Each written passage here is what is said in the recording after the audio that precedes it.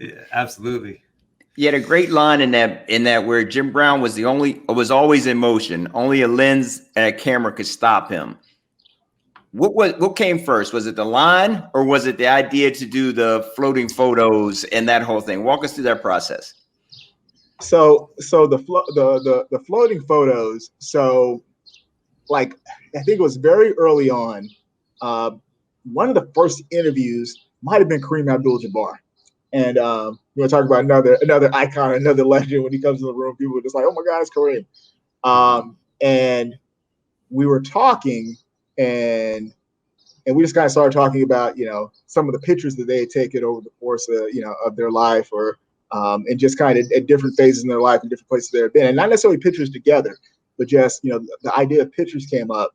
And when I stopped and started to think about it, I was like, they say a picture is worth 1,000 words, and if you just look at different pictures in Jim's life, there's just so many different, almost like different lives within this one life.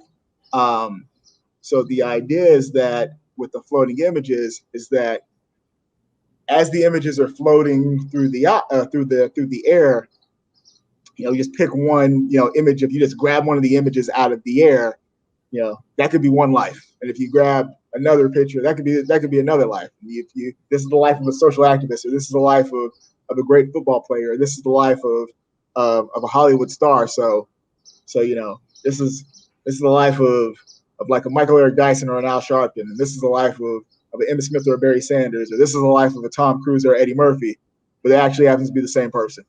So the idea is like all these different lives that that you can just kind of snatch out of the air.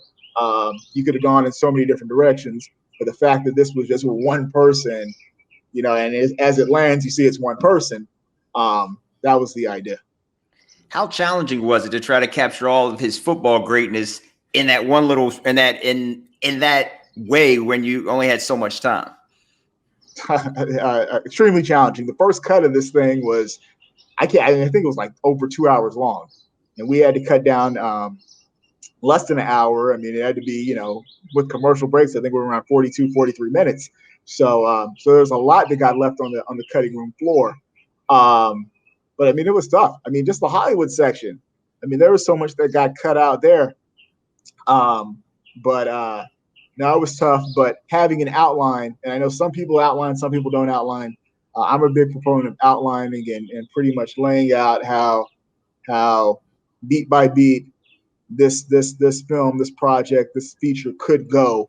And then obviously, you leave room for curveballs and to go in a completely different direction if you have to, and if the interviews take you somewhere else. But having an outline, I was able to stick to the outline for the most part, and that helped kind of funnel the questions and keep a tunnel vision on the questions and keep me online and on track as I was doing the interviews.